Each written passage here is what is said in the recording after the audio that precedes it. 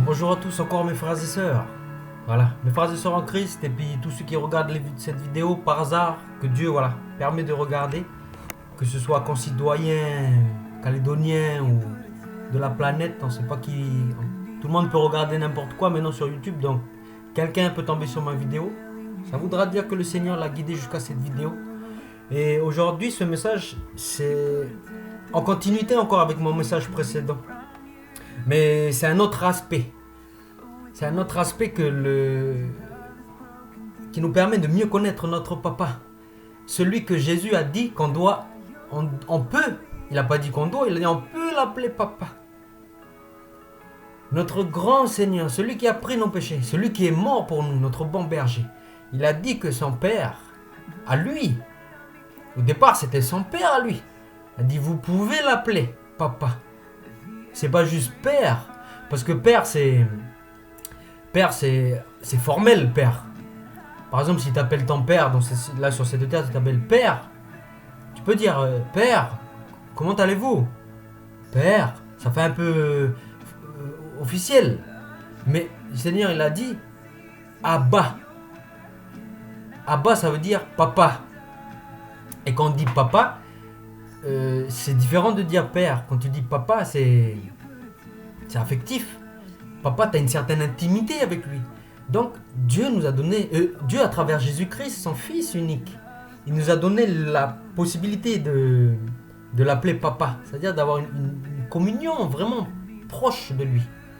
Mais voilà, il faut chercher à le connaître, il faut essayer de le comprendre. Mais il nous aide, il va nous aider. Ne soyons pas effrayés. On n'est pas tout seul dans ce chemin. Le Seigneur, il est toujours là. Toujours là. Même quand on dort, quand on fait dodo, il est toujours là, le Seigneur. Il n'y a pas d'instant où il n'est pas là. Dès lors que l'on lui a donné sa confiance, mais à plus forte raison, il va prendre soin de nous comme le meilleur des bergers. Donc là, on va lire la parole que vous connaissez sûrement. L'histoire de la femme adultère. Voilà, on va lire. C'est dans Jean. Voilà, dans l'épître, l'évangile de notre grand frère Jean, notre grand frère bien-aimé Jean. Alors c'est chapitre 8. Chapitre 8. Et on va lire à partir du... On peut lire dès le verset 1, mais ça sert à rien, on va lire à partir du verset... Si, on va lire à partir du verset 1, voilà. Alors, Jésus se rendit à la montagne des Oliviers. Voilà. Montagne des Oliviers, c'est une montagne qui est à côté de Jérusalem. Ça, c'est juste pour connaissance personnelle, mais ça apporte rien pour la compréhension du verset. Mais Jérusalem, c'est là où, dans l'Ancien Testament, Dieu il a choisi que son temple allait être construit, le temple de Jérusalem. Donc Jérusalem, c'était les Juifs ils disaient que c'était la ville sainte. La ville sainte. Donc il y avait Jérusalem, c'était sur une colline en fait. Cette ville, elle a été construite sur une colline. C'était comme ça à l'époque. Parce qu'à l'époque, il y avait beaucoup de guerres. Voilà. À l'époque, avant le Moyen-Âge. Hein. Là, on est vraiment peut-être au premier millénaire avant Jésus-Christ. Les gens, ils avaient l'habitude de construire leur ville sur des collines. Comme ça, ils pouvaient mettre des murailles. Et puis, quand ils sont dessus, ils pouvaient voir l'ennemi qui arrive. Voilà, c'était comme ça. C'était leur stratégie à eux de défense. Donc, Jérusalem, il a été construit sur une colline. Mais à côté de Jérusalem, il y a une autre colline. Voilà. En fait, Jérusalem, il est entouré de plusieurs collines. Encore aujourd'hui, hein, quand on voit, si on peut aller en Israël, on peut voir sur Google Maps, il y a des collines autour de Jérusalem. Et il y avait une colline qui s'appelait la montagne des Oliviers. Parce qu'il y avait beaucoup d'oliviers là-bas. Et ils devaient sûrement produire de l'huile d'olive, voilà. Voilà. Donc Jésus se rendit à la montagne des Oliviers. Mais, dès le matin, il alla de nouveau dans le temple. Voilà, on parlait du temple. Je parlais du temple de Jérusalem. À l'époque, il existait le temple. Aujourd'hui, il n'existe plus. Il a été détruit. Voilà. Il a été détruit par les Romains. En l'an 70 de notre ère, il a été détruit le temple. C'était le deuxième temple. Il y a eu un premier temple qui a été détruit par l'armée de l'Empire de Babylone en 565, je crois, ou 585 ou 95, je ne sais plus exactement. En tout cas, c'est avant Jésus-Christ. Ce temple il a été reconstruit. Ce deuxième temple qui a été reconstruit, il a été détruit en 70 par les Romains. Et depuis, il n'y a pas de temple. Là, si on va à Jérusalem, il n'y a que des vestiges. Il n'y a que la mosquée des musulmans, mais il n'y a pas de temple. Pas le temple. Ça, c'est connaissance, voilà. C'est juste pour vous donner connaissance personnelle si vous voulez. Mais on trouve ça sur internet, on trouve ça partout. Donc voilà, alors on va lire. Donc Jésus, il était à la montagne des Oliviers, mais dès le matin, il alla de nouveau dans le temple, et tout le peuple vint à lui. Parce que voilà, le Seigneur, il attire les gens. Quand le Seigneur il était ici-bas sur terre, Jésus-Christ, il attirait les gens. Pourquoi il attirait? Parce que le Seigneur, il avait du charisme, il avait de l'autorité. Quand il parlait, c'était des messages d'espoir, un message d'amour. Le Seigneur, devant un lépreux, parce qu'il faut savoir qu'à l'époque, dans la loi des Juifs, le lépreux, celui qui avait la lèpre, il était exclu de la société. Il n'avait pas le droit de vivre avec les gens, parce qu'il avait une maladie qui était contagieuse. Donc il était un marginalisé de la société. Il n'avait pas d'avenir. Et à l'époque, c'était rare de guérir de la lèpre. Donc c'était quelqu'un qui était méprisé du peuple. Mais le Seigneur, devant le lépreux, il ne le méprise pas. Le Seigneur, quand il était ici-bas sur terre, quand le lépreux venait à lui, le Seigneur, il allait vers le lépreux. Et il le guérissait. Au-delà de cette guérison, ça veut dire que le Seigneur, il donne un avenir aux gens qui sont marginalisés de la société. Et aujourd'hui, c'est la même chose. Ceux qui sont marginalisés, ceux qui ne sont pas reconnus parce qu'ils n'ont pas de diplôme, parce que dans leur famille, parce que voilà, ils sont peut-être, c'est le dernier de la famille ou c'est un enfant qui n'était pas voulu. Du coup, il a été écarté de la famille. Toutes ces personnes marginalisées de la société, qui ont une lèpre spirituelle, toutes ces personnes-là, le Seigneur, quand il est venu sur terre, il est venu donner un avenir à ces personnes-là. Il est venu les guérir. Il est venu leur donner un avenir. Il est venu leur donner la capacité de se relever de leur échec de la vie. De se relever et d'être debout à la stature de l'homme ou de cet homme ou de cette femme que Dieu a toujours voulu que nous soyons. C'est-à-dire des gens en plénitude, des gens dans le bonheur de l'être, des gens qu'il n'y a pas de stress, des gens où on profite de l'instant présent, où on est positif, parce qu'on sait qu'on est aidé d'un grand papa d'amour. Donc voilà, le Seigneur, il est magnifique. Quand vous lisez bien les évangiles, quand vous regardez à chaque fois le Seigneur, quand il a guéri les malades, les lépreux, il leur a donné un avenir aussi derrière. Il leur a donné un avenir à ces personnes-là. C'est pas forcément une guérison. Au-delà de la guérison, il donne un avenir. Aujourd'hui, le Seigneur, en prenant nos péchés et en nous disant, t'inquiète pas mon fils, moi je suis mort à ta place. Parce que je t'ai tellement aimé, j'ai même pas besoin de ton amour pour que je t'aime. Parce que je suis ton créateur, je suis ton papa. Que tu le veuilles ou non, je suis ton papa. J'ai pris tes péchés. Ce que je te demande mon fils, juste crois. Crois à ce que j'ai pris tes péchés à travers Jésus-Christ. Crois-le. Parce que dès que tu vas le croire, ça va être automatique, tes péchés vont s'enlever. Donc voilà, le Seigneur, dès le matin, il alla de nouveau dans le temple et tout le peuple vint à lui. Le peuple, il voyait le Seigneur, il y avait de l'espoir. Quand il voyait, les gens, ils avaient soif de Jésus. Après, ça dépend, ils cherchaient quoi? Quand on a vu dans la vidéo précédente, certains, ils voyaient que Jésus, il multipliait les pains, du coup, ils cherchaient à manger. Voilà. Ça dépend de qu'est-ce qu'on cherche dans Jésus. Mais en tout cas, les gens, ils sont attirés. Parce que Jésus, il donne de l'espoir. Il donne quelque chose que les gens ne peuvent pas donner. Il donne quelque chose de plus. Et au final, à la finalité, il nous donnera la vie éternelle. Ça, c'est le plus beau cadeau qu'un papa peut nous faire. Mais voilà, les gens, beaucoup de gens, et tout le peuple vint à lui. Les gens, ils courent après Jésus. S'étant assis, voilà, le Seigneur aussi, il est tellement... J'aime beaucoup le Seigneur, parce que il y a des gens qui viennent vers lui, le Seigneur, il s'assoit. Ça veut dire qu'il a le temps pour nous. Le Seigneur, il a toujours le temps pour nous. Le Seigneur, il ne va pas nous dire ah, toi, encore toi. Parce que tous les jours, le Seigneur, il y avait des gens autour de lui. Tous les jours, des malades, des lépreux, des handicapés, des gens qui marchaient plus, des paralytiques, des aveugles. Tous les jours.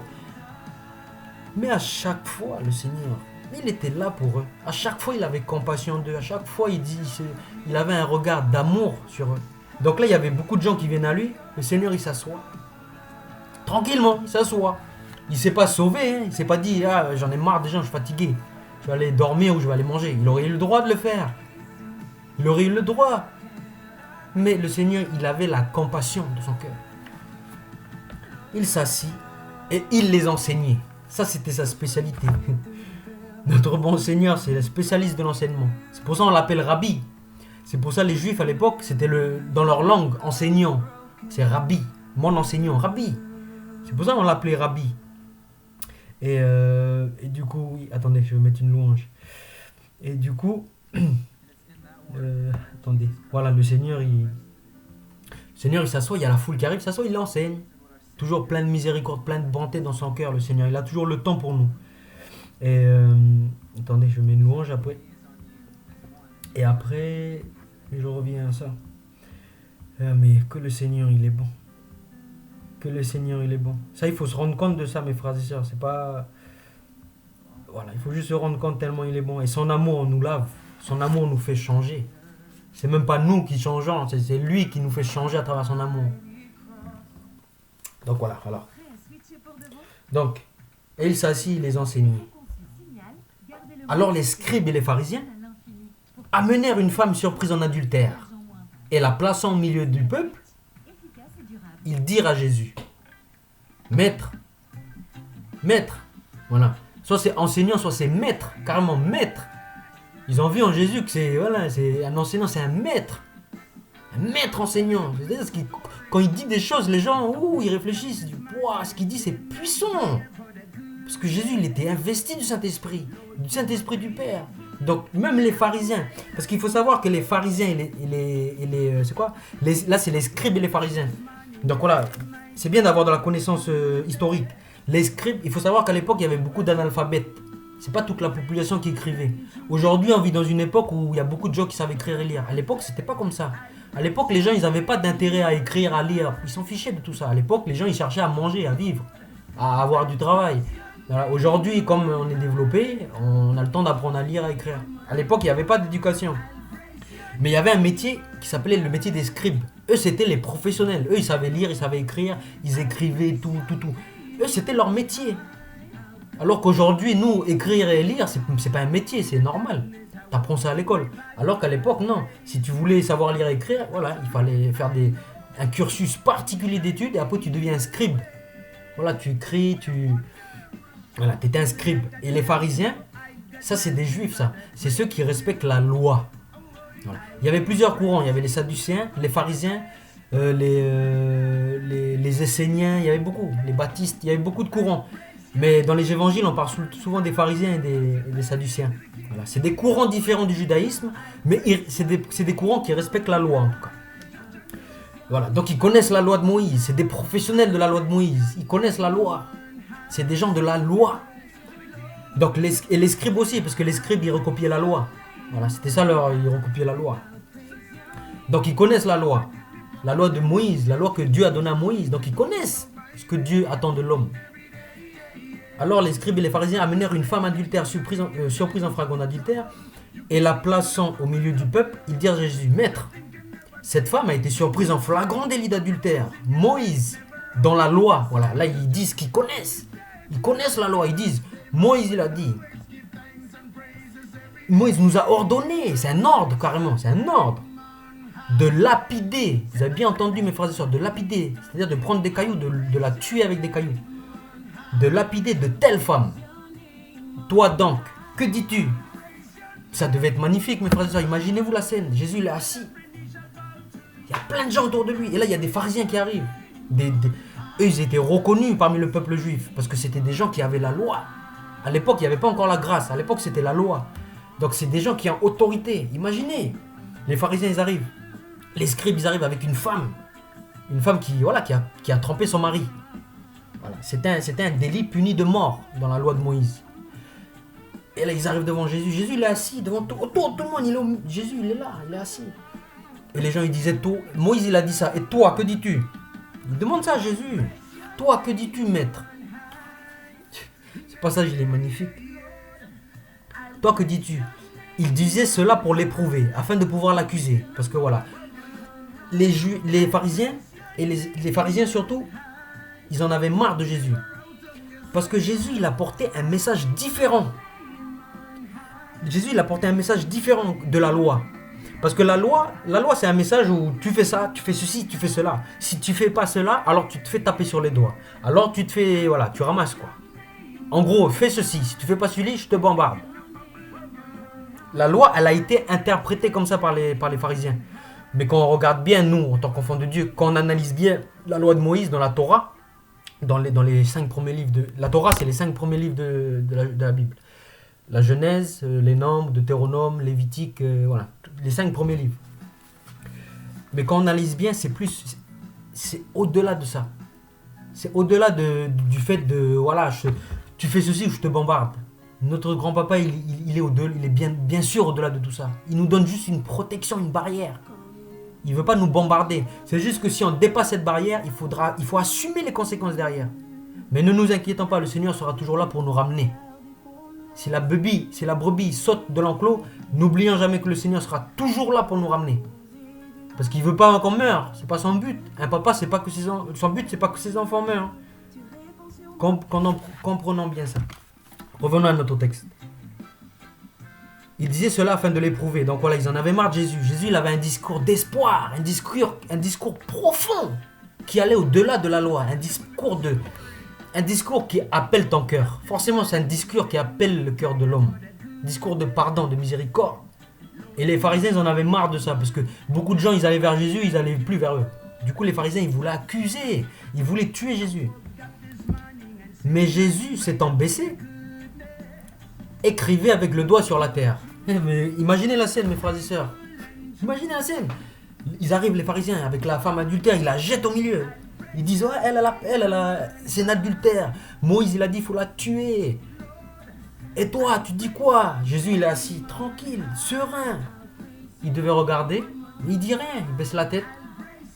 Et il écrit par terre avec son doigt sur la terre, sur le sable. Là, les gens, ils devaient se dire, pourquoi il dit rien? Mais le Seigneur, voilà. Le Seigneur, il faut prendre le temps de réfléchir. Il faut pas... Donc voilà, le Seigneur, il écrit sur la terre. Comme il continuait à l'interroger, eux, ils continuent. Ils disent, mais pourquoi il écrit sur la terre? Hein, il faut faire quoi? Tu dis quoi, toi? Tu dis quoi, toi, Seigneur? Qu'est-ce que tu dis, maître? Il disait pas Seigneur, mais il disait maître. Tu dis quoi, toi, maître? Rabbi, qu'est-ce que tu dis? Seigneur, il écrit, prends son temps, il prend son temps. Comme il continuait à l'interroger, il se releva et leur dit, une fois qu'il a fini, parce que je pense qu'il avait écrit quelque chose d'important sur la terre. Il avait écrit quelque chose. Une fois qu'il a écrit, une fois qu'il a fait ce qu'il a à faire, maintenant il regarde, maintenant il répond. Regardez, c'est magnifique. Regardez, il leur dit quoi? Que celui de vous qui est sans péché jette la première pierre contre elle. Jette la première pierre contre elle. Et s'étant de nouveau baissé, il écrivait sur la terre. Une réponse. Hein. On va analyser qu'est-ce que les pharisiens et les scribes demandaient au Seigneur. Demandaient au Seigneur. Ils ont posé une question toute simple au Seigneur. C'est qu'est-ce que toi tu dis? Qu'est-ce que toi tu dis, Jésus? Moïse, il a dit, il faut la tuer cette femme. Qu'est-ce que toi tu dis? Regardez la réponse du Seigneur. À chaque fois, souvent le Seigneur, il répond pas directement. Souvent le Seigneur, il répond pas directement. Souvent, ce Seigneur, il donne une parole qui est un miroir. Qui est un miroir. En fait, sa parole, c'est pour nous... En fait, c'est pour... Comment dire ça? C'est pour nous analyser nous-mêmes. C'est ça qui est magnifique avec le Seigneur. Au lieu de leur dire, ben moi, je la lapiderai pas. Au lieu de dire ça, il dit autre chose. Le Seigneur dit que celui de vous qui est sans péché jette la première pierre. Il dit juste ça. Et après il fait quoi? Et s'étant de nouveau baissé, il écrivait sur la terre. Et après, il recontinue à écrire. Imaginez la scène, ça devait être puissant à vivre, ça, à voir. Ça devait être puissant. Quand ils entendent dire cela, regardez. Quand ils entendent dire cela, accusés par leur conscience. Donc la parole de Jésus, elle a parlé à leur conscience. Et cette parole-là, elle les a accusés. Elle les a accusés. Donc accusés par leur conscience, ils se retira un à un. Imaginez la scène. Eux, ils sont là. On doit la lapider, on doit la lapider. Elle doit mourir, c'est une adultère. Moïse, il a dit ça. Jésus dit que le premier qui a péché, il laisse la première pierre. Et là, ils disent plus rien. Calme plat, calme plat. La foule tout autour, ils regardent les pharisiens comme ça. Eh, ils vont faire quoi? Qu'est-ce qu'ils vont faire? Puis les pharisiens, ils se regardent entre eux. Eh ben, grattent le cacanet. Et puis ils partent. Ils se sauvent, ils ont honte. Ils ont honte, ils se sauvent. Parce que la parole du Seigneur, elle est tranchante. Quand le Seigneur donne une parole, ça tranche ton âme. Ça te fait réfléchir. Mais c'est magnifique. Mais c'est pas une parole accusatrice. Le Seigneur, il n'a pas dit, vous êtes tous des mauvais. Le Seigneur, il a juste dit que celui qui n'a pas péché, que celui qui est sans péché, jette la première pierre. Donc c'est pas pour les accuser. C'est juste pour dire, vous voulez tuer cette femme? Mais est-ce que vous pensez que vous méritez mieux qu'elle? Est-ce que vous pensez que vous êtes sans péché pour pouvoir tuer un être humain? C'est ça en fait ce que le Seigneur dit. C'est êtes-vous digne de tuer un être humain? Êtes-vous digne de tuer ton prochain? Es-tu digne, toi? Toi qui te dis connaître la loi de Moïse, es-tu digne de prendre cette pierre et puis de lancer pour la tuer? Et là, la conscience, elle a parlé. Et j'imagine qu'ils se sont remémorés tous les péchés. Tous leurs péchés. Ils ont dû se dire, ah bah oui, mais tout à l'heure, aïe aïe aïe. Ah bah moi j'ai péché tout à l'heure, j'ai regardé une femme, je voulais la convoiter. Je voulais aller faire des bêtises avec elle. Voilà, si c'est des hommes, on peut pas savoir. Ils ont dû remémorer leurs péchés. Là, ils ont dit, ok, bon, j'ai rien à dire, je pars, je me sauve. Voilà, quand ils ont entendu cela, ils se retirèrent un à un. Ils se sauvèrent un à un. Depuis les plus âgés jusqu'au dernier. Ça veut dire qu'il y avait beaucoup de monde. Du plus petit jusqu'au plus grand. Même le plus jeune. Parce que quand on est jeune, on a souvent été orgueilleux. On dit, ben moi je pêche pas, je suis jeune encore. Mais même le plus jeune, sa conscience, elle l'a accusé. Et même le plus vieux. C'est-à-dire les vieux, ils aiment bien dire, ah moi j'ai la sagesse, j'ai compris la vie. Mais non, mais même les vieux, ils se sont sauvés. Parce qu'ils sont pécheurs. On est tous pécheurs. Et Jésus resta seul avec la femme qui était là au milieu. Trop beau l'image, trop beau. Tout le monde part.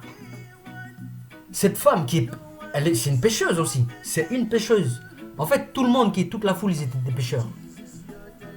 Mais il reste que la pécheuse et le Seigneur qui est sans péché. Tout le monde, ils sont partis. Tout le monde sont partis. Tout le monde n'arrive pas à rester en présence de Jésus. Parce que la parole de Jésus, elle les a fait tous fuir. Et la femme, elle est là au milieu. Pécheresse, elle sait qu'elle doit mourir. Parce que normalement, dans la loi, voilà, il faut tuer. Elle sait qu'elle doit mourir. Le Seigneur, il fait quoi? C'est magnifique, mes frères et sœurs. Et Jésus resta là seul avec cette femme qui était au milieu. Alors, s'étant relevé, donc le Seigneur, il écrivait toujours par terre. Eux, ils se sont sauvés, mais le Seigneur, il ne s'occupait pas d'eux.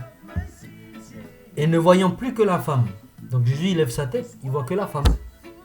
Et il lui dit, femme, où sont ceux qui t'accusaient? Il lui pose la question, ils sont où tous ceux qui voulaient te tuer? Personne ne t'a-t-il condamné? Mais le Seigneur, il sait la réponse déjà, mais il lui demande à elle, pour qu'elle puisse prendre conscience de ce qui est arrivé, pour elle, pour qu'elle puisse réfléchir.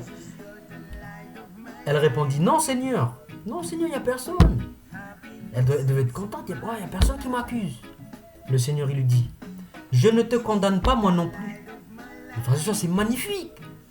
Je ne te condamne pas moi non plus. Va, il lui dit, va.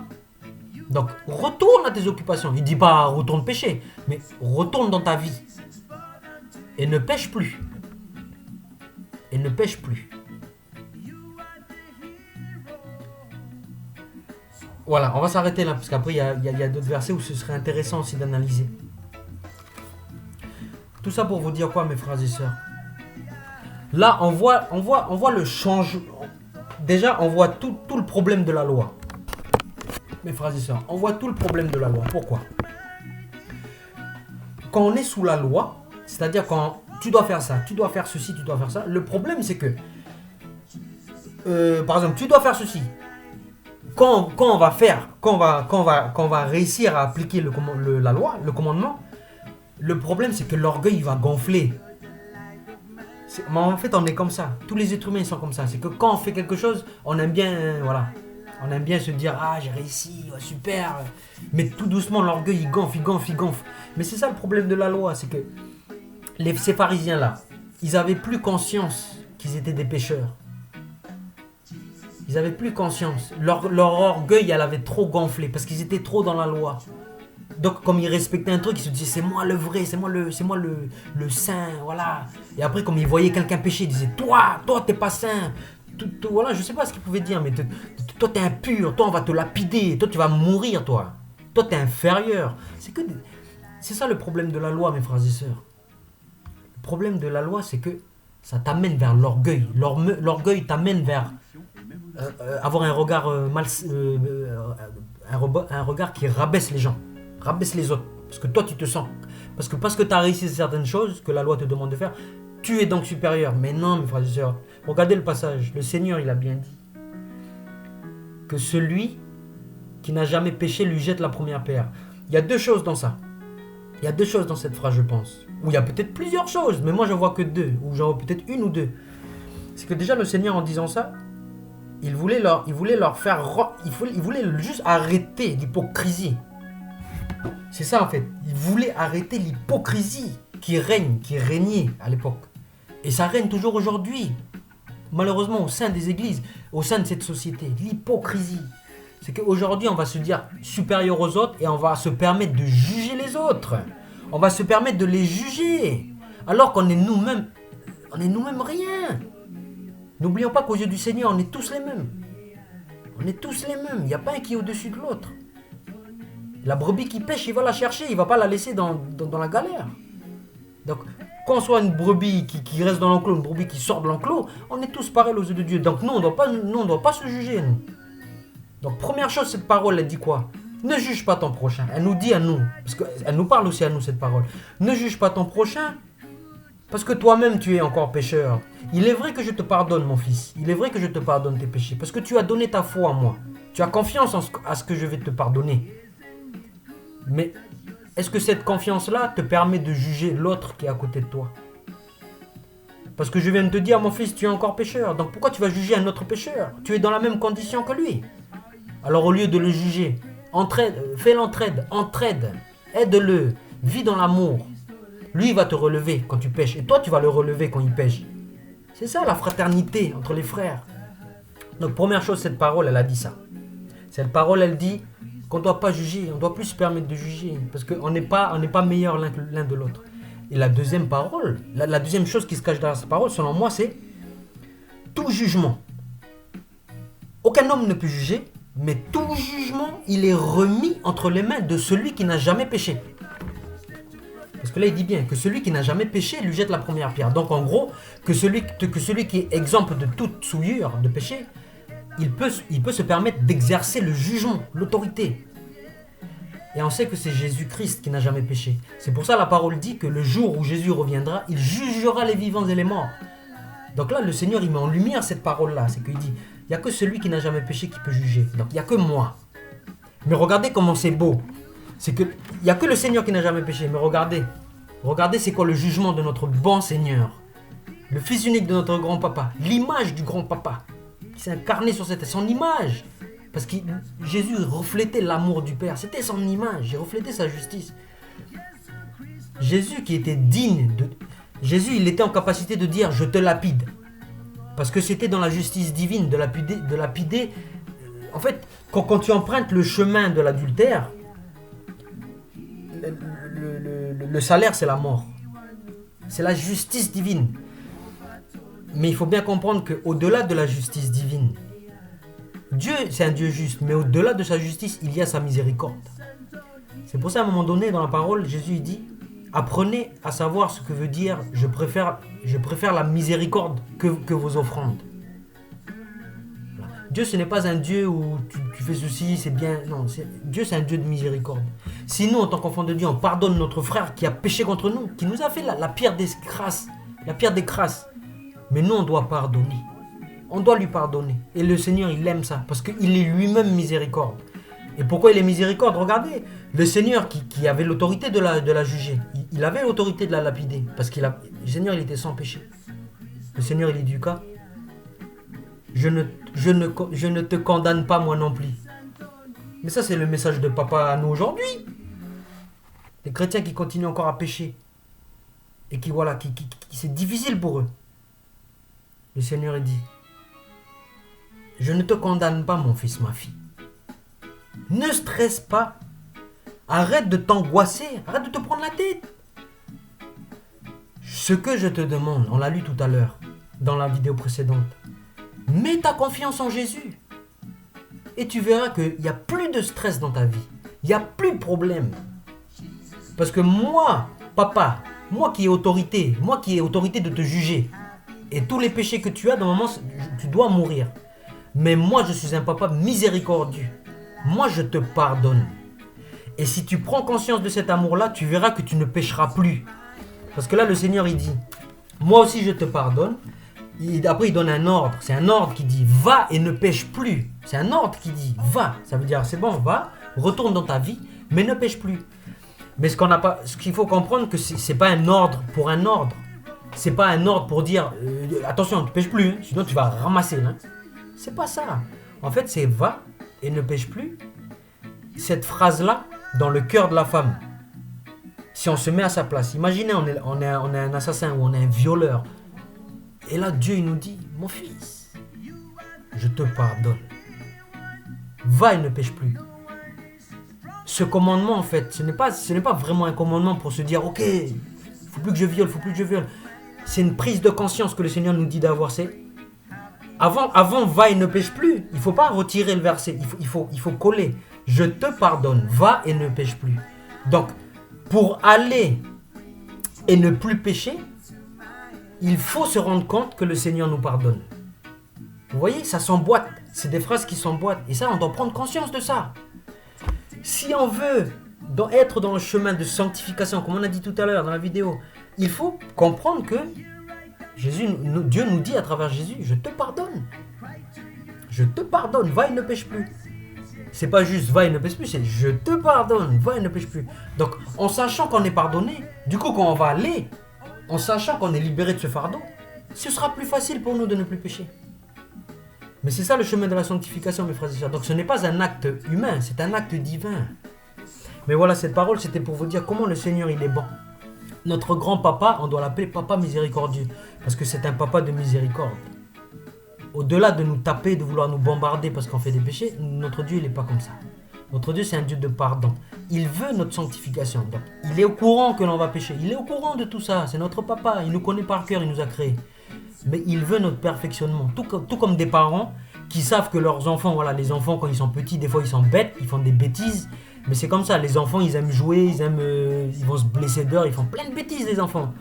Mais le papa ou la maman, voilà, des fois, il y a des parents sévères. Mais dans leur tête, les parents, ils savent très bien que l'enfant, il ne va pas rester comme ça toute sa vie. Il va pas jouer, il va se blesser jusqu'à temps qu'il a 50, 60 ans. Ils savent très bien que c'est un passage.